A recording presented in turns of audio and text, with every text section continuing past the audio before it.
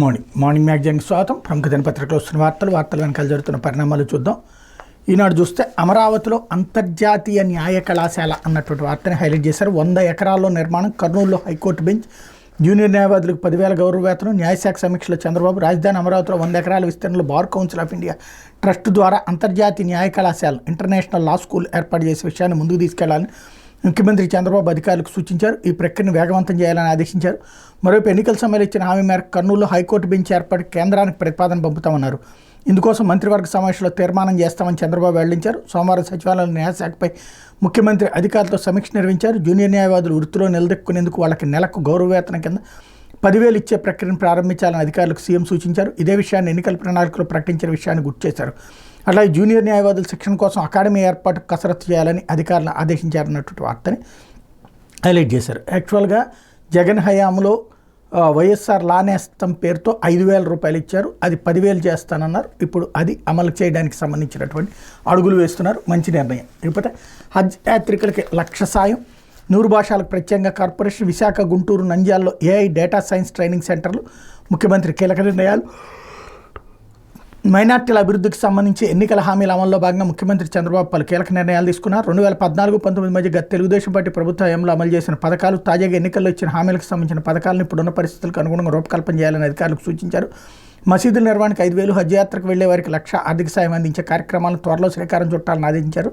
100 భాషా కార్పొరేషన్ ఏర్పాటుకు అంగీకారం తెలిపారు. వైకాపా ప్రభుత్వం నిలిపేసిన కడపలోని హజ్ హౌస్, గుంటూరులోని క్రిస్టియన్ భవనాలను వెంటనే పూర్తి చేయాలన్నారు. విజయవాడలో హజ్ హౌస్ నిర్మాణానికి సంబంధించిన ప్రణాళికను రూపొందించాలని తదుపరి సమావేశంలో నిర్ణయం తీసుకుందామని తెలిపారన్నటువంటి వార్తని హైలైట్ చేశారు. ఇకపోతే లడ్డూ పవిత్రత పునరుద్ధరణకు శాంతి హోమం, తిరుమల శ్రీవారి ఆలయంలో లోక కళ్యాణార్థం నిర్వహణ, పోటు ఉపాలయాల్లోనూ ప్రోక్షణ, శ్రీవారి లడ్డూ ప్రసాదాలు, ఇతర నైవేద్యాల పవిత్రతను పునరుద్ధరింపజేసేందుకు సోమవారం ఉదయం తిరుమల ఆలయంలోని బంగారు బావి వద్దన ఉన్న యాగశాలలో శుద్ధి, శాంతి హోమాలను తిరుమల తిరుపతి దేవస్థానం నిర్వహించింది. వైకానస ఆగమోక్తంగా ప్రక్రియ ముగిశాక ఈవో జె శ్యామలరావు, అదనపు ఈవో సిహెచ్ వెంకయ్య చౌదరి విలేకరులతో మాట్లాడారు. శ్రీవారి ఆలయంలో ఉదయం 6 నుంచి 10 గంటల వరకు ఋత్వికులు వాస్తు శుద్ధి, కుంభజాల ప్రోక్షణ నిర్వహించారని తెలిపారన్నట్టు వార్తని హైలైట్ చేశారు. ఇకపోతే అడ్డగోలుగా కొనుగోళ్లు, ఇష్టానుసారంగా టెండర్లు, సిబిసి మార్గదర్శకాలు, బోర్డు తీర్మానాలు బేఖాతా, నెగోషియేషన్స్ పేరిట అవినీతికి ఆస్కారం.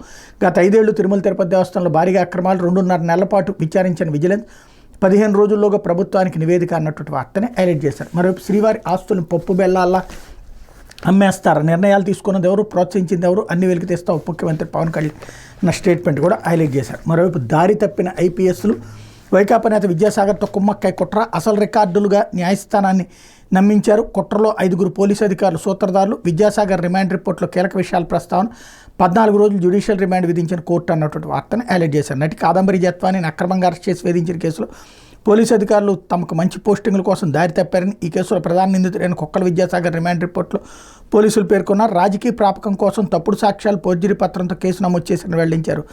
ఫోర్జరీ పత్రం అసలైందా కాదా నిర్ధారించుకోకుండానే పోలీసు అధికారులు కేసు నమోదు చేశారు. చట్టాన్ని చేతుల్లోకి తీసుకుని వైకాపా నేత విద్యాసాగర్తో కొమ్మక్కి కుట్రకు పాల్పడ్డారన్నటువంటి వార్తని హైలైట్ చేశారు.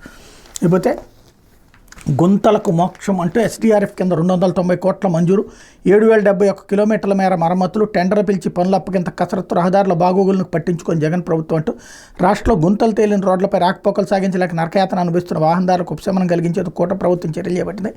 గుంతలన్నింటినీ తక్షణం పూర్తి మరమ్మతులు చేసేందుకు 290 కోట్ల నిధులు మంజూరు చేసింది.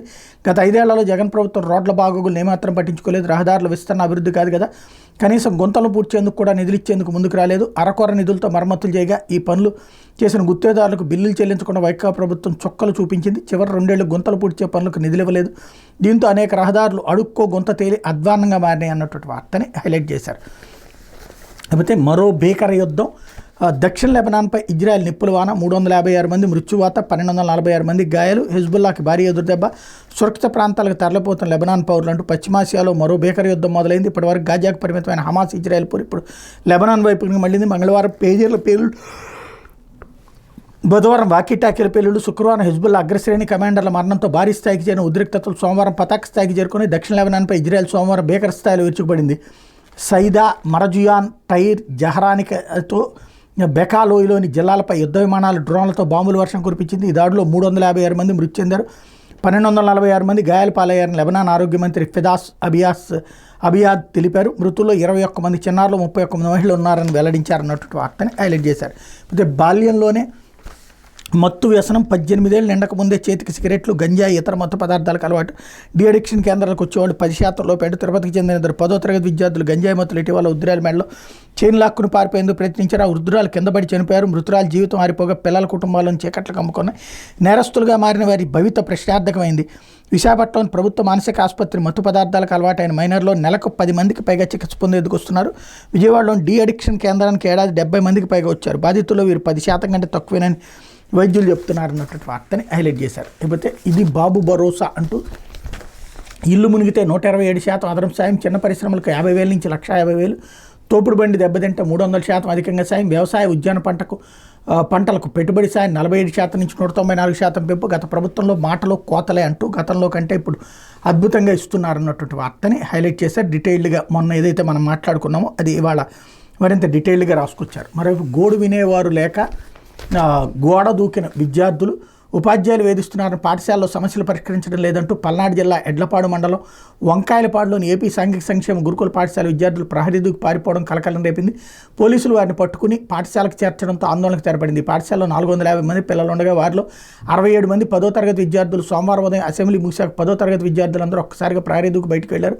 గమనించిన ఉపాధ్యాయులు 30 మందిని పట్టుకుని మందలించి లోపలికి తెచ్చారు. మిగిలిన వారి సమీపంలోని కొండపైకెక్కి జాతీయ రహదారి వైపు దిగారు. Chilakaluripet rural CI Subba Naidu, Edlapadu SI Balakrishna Tommalapalem వద్ద వారిని పట్టుకుని పాఠశాలకు చేర్చారు. నసరాబాద్ డిఎస్పీ నాగేశ్వరరావు గురుకులానికి వచ్చి అన్ని తరగతుల విద్యార్థులతో మాట్లాడారన్నట్టు వార్తని హైలైట్ చేసి ఇందులో తాము పారిపోవడానికి కారణాలు వివరిస్తూ విద్యార్థులు అక్కడ సమస్యలను రోధిస్తూ వివరించారు. మంచినీళ్ళు, ఆహారం సరిగ్గా అందించడం లేదు, ఆటలాడుకోనియడం లేదు, మాతో మరుగుదొడ్లు గడిగిస్తున్నారు, ఉచిత విద్య అయినా బెదిరించి వేలలో ఫీజులు వసూలు చేస్తున్నారు, ఆరోగ్యం బాగోలేనప్పుడు కూడా అమ్మా నాన్నలను అనుమతించడం లేదు, వాళ్ళు పంపించే ఆహారాన్ని మాకు ఇవ్వడం లేదు, మేము దొంగ పనులు చేస్తున్నామని పారిపోయి మద్యం తాగుతున్నామంటే అబాండాలు వేస్తూ కొడుతున్నారు.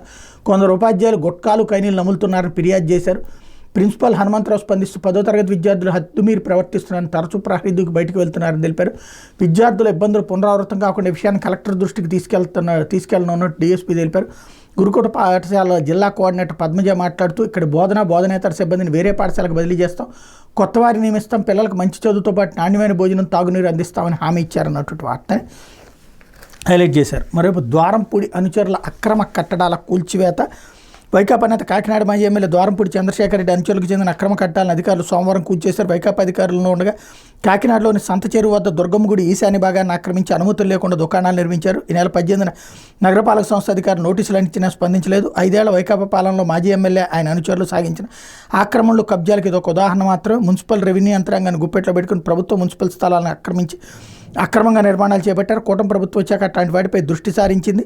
నగరంలో మరిన్ని అక్రమ కట్టడాలను తొలగించడానికి రంగం సిద్ధం చేస్తున్నారు అన్నటువంటి వార్తని హైలైట్ చేశారు. మరోవైపు సాక్షి వచ్చేటప్పటికి నెయ్యిపై నిగ్గు తేల్చండి. సుప్రీంకోర్టులో బీజేపీ సీనియర్ నేత సుబ్రమణ్యం స్వామి పిల్. నాణ్యత పరీక్షలో విఫలమైన ట్యాంకర్లు వెనక్కే. దశాబ్దాలకు ఇదే ఆనవాయితీ. ఎన్డీబీబీ నివేదిక ఆధారంగా తీవ్రమైన రాజకీయ విమర్శ చేస్తున్నారు. ఆ నెయ్యిని 100% వాడలేదని ఈవో ద ప్రింట్ ఇంటర్వ్యూలో స్పష్టంగా చెప్పారు. తిరస్కరించిన నెయ్యిని అసలు వాడనప్పుడు నివేదిక పేరుతో ఆరోపణలు ఎలా చేస్తారు? టీటీడీ తిరస్కరించిన నెయ్యి, ఎన్డీడీబీ నివేదికలో ఉన్న నెయ్యి ఒకటే అయినప్పుడు ఇక అపవిత్రం ఎక్కడ? అతి సున్నితమైన అంశాన్ని ఉద్దేశపూర్వకంగా మీడియాకు లీక్ చేసి రాద్దాంతో కొందరు రాజకీయ లబ్ధి కోసం ఆ ప్రకటన చేస్తున్నారు. సుప్రీం పర్యవేక్షణలో కమిటీ నియమించండి, ఆ ల్యాబ్ నివేదికపై ఫోరెన్సిక్ ఆడిట్ జరపాలంటూ. రేపు లోకేష్ 4 లారీ రిజెక్ట్ అయితే అపచారం ఎలా జరిగిందో మీ బాబుకు చెప్పు అంటూ తప్పుడు సమాచారం సోషల్ మీడియాలో వ్యాప్తి చేస్తున్నాడు. జంతువులు కొవ్వు కలిపిన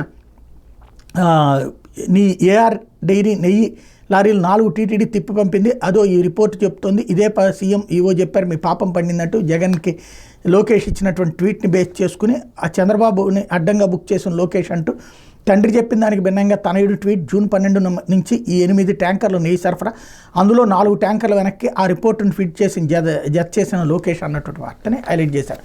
మరి ఇప్పుడు నందిని నెయ్యి వద్దన్నది బాబే అంటూ దశాబ్దం పాటు టీటీడీకి నెయ్యి సరఫరా చేసిన నందిని డైరీ 2015లో నందిని డైరీని పక్కన పెట్టింది చంద్రబాబు ప్రభుత్వమే అన్నటువంటి వార్తని హైలైట్ చేశారు. మరి తిరుమల క్షేత్రం క్షుద్ర రాజకీయాల అంటూ పవిత్రమైన లడ్డూతో కలుషిత రాజకీయాల, బాబు క్షమించరాని తప్పు చేశారు తిరుమలలో టీటీడీ మాజీ చైర్మన్ బొమ్మన స్టేట్మెంట్ హైలైట్ చేశారు. మరి యుద్ధక్షేత్రం పరిష్కారం కాదు అంటూ సమిష్టి శక్తిలోని మానవాళి విజయం. ఐక్యరాజ్య సమితి సదస్సులో మోడీ వ్యాఖ్యలు. అంతర్జాతీయ సంస్కరణలకు పిలుపు. మానవాళి విజయం సమిష్టి శక్తిలోనే దాగుంది తప్ప యుద్ధక్షేత్రంలో కాదు. మానవాళి సంక్షేమానికి, ఆహార ఆరోగ్య భద్రతకు దేశాలు ప్రాధాన్యం ఇవ్వాలి.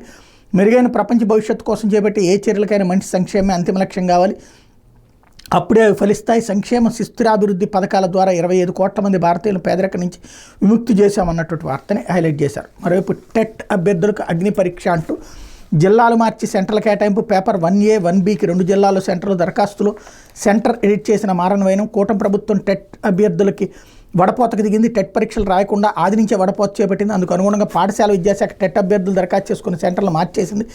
బీఈడీ, డిఈడీల అర్హతలు ఉన్న వారికి, డిఈడీ స్పెషల్ ఎడ్యుకేషన్ అర్హతలు గల అభ్యర్థులకు ఒకే రోజు పరీక్ష రాయాల్సి ఉన్న 2 పేపర్లకు వేర్వేరు జిల్లాలు సెంటర్లు ఇచ్చి ఒక పేపర్ రాసే అవకాశాన్ని లేకుండా చేసి వారికి అగ్ని పరీక్ష పెట్టారు. ఫిబ్రవరిలో గత ప్రభుత్వం టెట్ పరీక్ష పూర్తి చేస్తే కొత్తగా బీఈడీ, డిఈడీ పూర్తి చేసిన అభ్యర్థులకు కూడా అవకాశం కల్పించాలని చెప్పిన కూటమి ప్రభుత్వం టెట్ 2024 జూలై పేరుతో మరోసారి నోటిఫికేషన్ ఇచ్చింది అన్నటువంటి వార్తని హైలైట్ చేశారు. మరి చైల్డ్ ఫోర్ను చూసిన వీడియోలు ఉన్న నేరమే, సుప్రీంకోర్టు చారిత్రాత్మక తీర్పు, ప్రపంచాన్ని పీడిస్తున్న జాడ్జి మీద నేరం కాదనడం ఘోరం, ధర్మాసనం.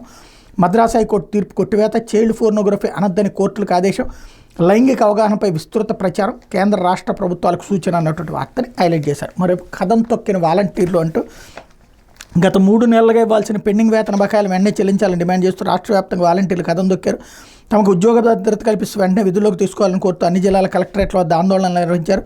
గౌరవ వేతనానికి 10,000కు పెంచుతామంటూ ఇచ్చిన ఎన్నికల హామీని వెంటనే నెరవేర్చాలని డిమాండ్ చేశారంటూ ఒకటి హైలైట్ చేశారు. మరోవైపు మానవత్మ కళ్ళు మూసుకో అంటూ మనం ఎక్కడున్నాం, అడవిలో ఉన్నామా లేక మానవ సమాజంలో ఉన్నామా, ఈ ఫోటో చూస్తే ఒక క్షణం ఆ అనుమానం రాకపోదు. అధికార మదంతో కన్ను మిన్ను కానకుండా పెట్టిరేగిపోతున్న టీడీపీ రాజకీయాలకు అద్దం పడుతున్న చిత్రం ఇది. ఏలూరు జిల్లా తుక్కులూరుకు చెందిన అచ్చి నాగరాజు మీద గ్రామ టీడీపీ అధ్యక్షుడు ఏ సురేష్ మరో 3 కార్యకర్తలు దాడి చేసి తాళతో కట్టేసి ఈడ్చుకెళ్లారన్నటువంటి వార్తని హైలైట్ చేశారు. మరోవైపు వరద బాధితులపై సర్కారు దమనకాండ, బొడమేరు వరదలో సర్వం కోల్పోయి సాయం అందించాలని కోని భవానీపురం కరకట్టవాసులపై చంద్రబాబు ప్రభుత్వం దమనకాండకి దిగింది. పోలీసులతో లాఠీ చార్జ్ చేయించి అణచేసేందుకు ప్రయత్నించింది. అయినా బాధితులు వెనక్కి తగ్గకపోవడంతో దిగి వచ్చిన అధికారులు ఎన్యూమరేషన్ చేస్తామని చెప్పారు. ఇందుకు రేషన్ కార్డులు కావాలని చెప్పడంతో వరదలో పోయిన కార్డులు ఎక్కడ తెమ్మంటారంటూ బాధితులు కన్నీటి పర్యంతమయ్యారన్నటువంటి వార్తని హైలైట్ చేశారు. మరోవైపు గంగ కంటే కృష్ణే మిన్న అంటూ దేశంలో అతిపెద్ద పొడవైన నది గంగ, నీటి లభ్యతలోనూ గంగదే ప్రథమ స్థానం. గంగ నది పరివాహక ప్రాంతం బేసిన్లో 75% లభ్యత ఆధారంగా 17,944 టీఎంసీలు గంగా నది పరివాహక ప్రాంతంలో లభిస్తాయి. కానీ ఆ గంగా బేసిన్లో రిజర్వాయర్ల నీటి నిల్వ సామర్థ్యం 1,713 టీఎంసీలే. కృష్ణాలో ఏటా 75% లభ్యత ఆధారంగా లభించేది 3,157 టీఎంసీలు. కృష్ణా బేసిన్లో 1,783 టీఎంసీలు నిల్వ లైవ్ సామర్థ్యం కలిగిన రిజర్వాయర్లు ఉన్నాయి. వీటిని బట్టి చూస్తే దేశంలో అత్యధిక నిల్వ సామర్థ్యం ఉన్న రిజర్వాయర్లో కృష్ణా బేసిన్ అగ్రస్థానంలో నిలిచింది. దేశంలో జలవనరులపై కేంద్ర జల సంఘం సమగ్రంగా అధ్యయనం చేసింది. అధ్యయనంలో వెల్లడైన అంశాల ఆధారంగా ఇటీవల నివేదికను రూపొందించారు అన్నటువంటి వార్తని హైలైట్ చేశారు. మరోవైపు టాటా ముందస్తు బెయిల్ పిటిషన్పై విచారణ నేటికి వాయిదా. సినీ నటి కాదంబరి జత్వాన్ని ఇచ్చిన ఫిర్యాదు మేరకు ఇబ్రహీంపట్నం పోలీసులు నమోదు చేసిన కేసులో తనకు ముందస్తు బెయిల్ మంజూరు చేయాలని కోరుతూ ఐపీఎస్ అధికారి కాంతి రాణా టాటా దాఖలు చేసిన వ్యాజ్యంలో తదుపరి విచారణ మంగళవారానికి వాయిదా పడింది. వ్యవహారంలో పూర్తి స్థాయి వాదనలు వింటామని స్పష్టం చేసింది. మంగళవారం వరకు కాంతి రాణాపై ఎలాంటి కఠిన చర్యలు ఏవి తీసుకోవద్దని పోలీసులను ఆదేశించింది. అలాగే దర్యాప్తుకు సహకరించాలని టాటాకు స్పష్టం చేసింది. ఈ మేరకు న్యాయమూర్తి డాక్టర్ జస్టిస్ వక్కలగడ్డ రాధాకృష్ణ కృపాసాగర్ సోమవారం ఉత్తర్వులు జారీ చేశారన్నటువంటి వార్తని హైలైట్ చేశారు. మరో సుబ్బారెడ్డి అడిగిన డాక్యుమెంట్లు ఇవ్వండి హైకోర్టు. పలు ఆరోపణలతో టీటీడీ బోర్డు మాజీ చైర్మన్ వైవి సుబ్బారెడ్డిపై విజిలెన్స్ అండ్ ఎన్ఫోర్స్మెంట్ జరుపుతున్న విచారణకు సంబంధించి పూర్తి వివరాలతో కౌంటర్ దాఖలు చేయాలని హైకోర్టు సోమవారం రాష్ట్ర ప్రభుత్వాన్ని ఆదేశించింది. ఆరోపణలకు వివరణ ఇవ్వాలని కోర్టు పంపిన లేఖలకు వివరణ ఇచ్చేందుకు సుబ్బారెడ్డి ఏ డాక్యుమెంట్లు కోరుతున్నారో అందులో అవసరమైన వాటిని చట్టం అనుమతిస్తున్న మేర ఆయనకు అందజేయాలని విజిలెన్స్ ఎస్పీని హైకోర్టు ఆదేశించింది. వివరణ ఇచ్చేందుకు వీలుగా ఈ ఉత్తర్వుల కాపీ అందుకున్న వారంలోపు ఆ డాక్యుమెంట్లు సుబ్బారెడ్డికి అందజేయాలని, డాక్యుమెంట్లు అందుకున్నాక 3 వారాల్లో వివరణ ఇవ్వాలని సుబ్బారెడ్డిని ఆదేశించింది. అలాగే విజిలెన్స్ విచారణకు ఆదేశిస్తూ vigilance and enforcement director general ఈ ఏడాది జూలై 2న జారీ చేసిన మెమోను కూడా సుబ్బారెడ్డికి అందజేయాలని ఆదేశించింది. వ్యవహారంపై లోతుగా విచారణ జరుపుతామంది. తదుపరి విచారణ నవంబర్ 4కి వాయిదా వేసింది అన్నటువంటి వార్తని హైలైట్ చేశారు.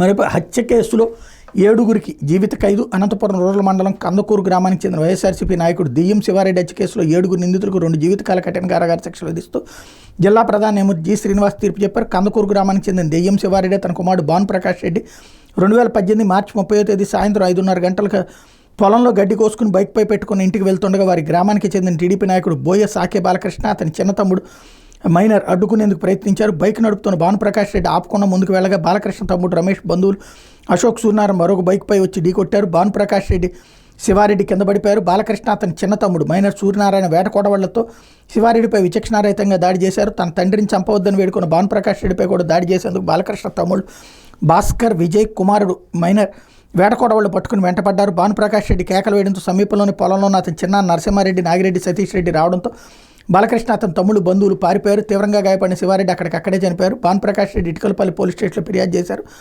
అభియోగాలు రుజువు కావడంతో బోయి, సాకే, బాలకృష్ణ, రమేష్, అశోక్, భాస్కర్, విజయ్ కుమార్, తలారి సూర్యనారాయణ, మహేందర్లకు 2 జీవిత కాలాల కఠిన కారాగార శిక్ష ఏకకాలంలో అమలు విధిస్తూ జిల్లా ప్రధాన న్యాయమూర్తి తీర్పు వెలువరించారు. వీరిలో సాకే భాస్కర్, సాకే విజయ్ కుమార్లకు 35,000 చొప్పున, మిగిలిన 5గురికి 30,000 చొప్పున జరిమానా విధించారు. 2 మైనర్లపై జువైనల్ కోర్టులో కేసు నడుస్తోంది. ఈ కేసులో 3గురిని నిర్దోషులుగా ప్రకటించారు. శిక్ష పడిన వారిలో సూర్యనారాయణ మినహా మిగిలిన 6గురు అన్నదమ్ములు కావడం గమనార్హం అన్నటువంటి వార్తని హైలైట్ చేశారు. ఇకపోతే ఆంధ్రజ్యోతి స్పెషల్ దందా అంటూ సూపర్ స్వామి వైవి హయాంలో ప్రత్యేక దర్శనాల జాతర 4 ఏళ్లలో 3.6 లక్షల మందికి స్పెషల్ దర్శనాలు. వీఐపీ సేవ పేరిట నాడు వ్యాపారం ఏమైనా చేశారా? సిఫారసు లేఖలకు ధరలు కట్టి అమ్ముకున్నారా? కుటుంబం సొంత మనుషులు ఎంతమందికి ఇచ్చినా రోజుకు సగటున మరీ 60 లేఖలు ఎలా ఇస్తారు? చైర్మన్గా భువన కరుణాకర్ రెడ్డిది నాడు ఇదే వరుస. జగన్ ప్రభుత్వ చైర్మన్ల తీరుపై సర్వత్రా అనుమానాలు. వైసీపీ హయాంలో వెంకన్న సన్నిధిని సూపర్ స్వామి వైవి సుబ్బారెడ్డి తన జాగీర్గా మార్చుకున్నారు. కొండపై సొంత సామ్రాజ్యం ఏర్పాటు చేసుకుని అడ్డగోలు వ్యవహారాలతో చెలరైపోయారు. టీటీడీ చైర్మన్గా ఆయన అరాచకాలకు పరాకాష్ట. వీవీఐపీ దర్శనాల వ్యవహారం. టీటీడీ నిబంధనల ప్రకారం చైర్మన్ కోటా కింద రోజుకు సగటున 6 నుంచి 12 మందికి మాత్రమే వీఐపీ దర్శనం కల్పించాలి.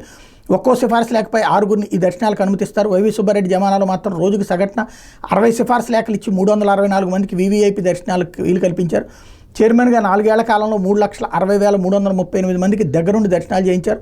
సుబ్బారెడ్డితో పోల్చితే కొద్ది కాలమే భువన కరుణాకర్ రెడ్డి చైర్మన్గా ఉన్నారు. కానీ ఆ పదవిలో ఉన్న 9 నెలల కాలంలో ఏకంగా 43,000 మందికి ప్రత్యేక దర్శనాలు కల్పించారు. అంటే సగటున రోజుకు 172 మందికి దర్శనాలుగా చేయించారు.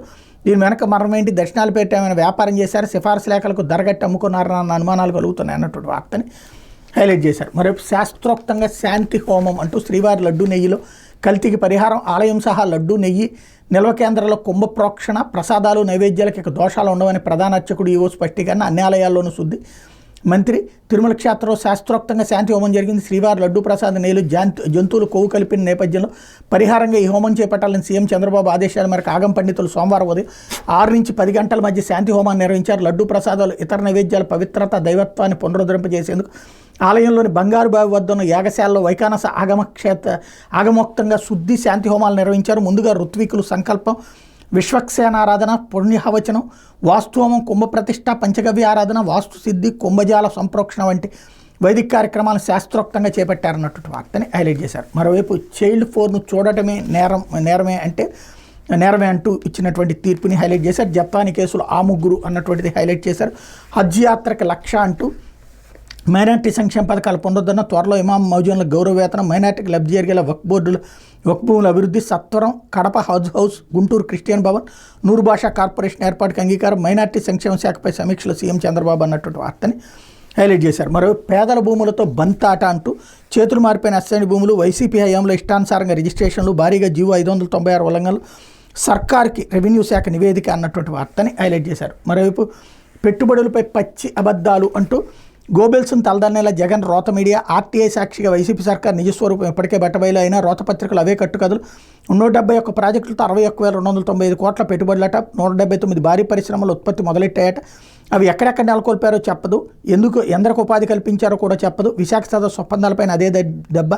తప్పుడు కథనాలపై పారిశ్రామికవేత్తల విస్మయం అంటూ అది నిన్న ఇచ్చింది. అది సాక్షి సొంత కథనం కాదు, డిపిఐఐటి వాళ్ళని అడిగితే చెప్తారు. రెండోది రాష్ట్ర పరిశ్రమల శాఖ దగ్గర ఆ లెక్క ఉంటుంది. ఇకపోతే పేదల భూములతో బంతాట అంటూ చేతులు మారిపోయిన అసైన్ భూములు, వైసీపీ హయాంలో ఇష్టానుసారంగా రిజిస్ట్రేషన్లు, భారీగా జీవో 596 ఉల్లంఘనలు, సర్కార్కి రెవెన్యూ శాఖ నివేదిక అన్నటువంటి వార్తని హైలైట్ చేశారు. ఇకపోతే నా స్థలాన్ని పిన్నెల్లి దౌర్జన్యంగా లాక్కున్నాడు అని టీడీపీ కార్యాలయంలో మాచర్ల బాధితుడి ఫిర్యాదు. కర్నూలు జిల్లాలో దేవుడి భూమిని మింగేశారని ఆవేదన. మాచర్ల వైసీపీ మాజీ ఎమ్మెల్యే పిన్నెల్లి రామకృష్ణారెడ్డి తన స్థలాన్ని కబ్జా చేశాడని మాచర్లకు చెందిన తాటిపర్తి సాంబశివారెడ్డి ఫిర్యాదు చేశారు. మాచర్లో 1160 గజాల స్థలాన్ని కొనుగోలు చేసి రిజిస్ట్రేషన్ చేయించుకున్నాం. పిన్నెల్లి రామకృష్ణారెడ్డి అతని తమ్ముడు వెంకటరామరెడ్డి కలిసి దాన్ని ఆక్రమించారు. మమ్మల్ని కొట్టి బలవంతంగా రిజిస్ట్రేషన్ చేయించుకున్నారు. ఆ రిజిస్ట్రేషన్ రద్దు చేసి మా స్థలం అప్పగించాలని బాధితుడు కోరారు. అక్కడ రెవెన్యూ అధికారులకు టీడీపీ నేతలు ఫోన్ చేసి దీనిపై విచారణ జరిపి న్యాయం చేయాలని సూచించారు. సోమవారం టీడీపీ కేంద్ర కార్యాలయంలో మాజీ ఎమ్మెల్యే వైకుంఠ ప్రభాకర్ చౌదరి, పార్టీ అధికార ప్రతినిధి జీవీ రెడ్డి ప్రజల నుంచి వినతులు స్వీకరించినటువంటి సందర్భంగా ఇది వచ్చిందన్నటువంటి వార్తని హైలైట్ చేశారు. ఇది దినపత్రికలో వచ్చినటువంటి వార్తలు వెనకాల జరుగుతున్నటువంటి పరిణామాలు.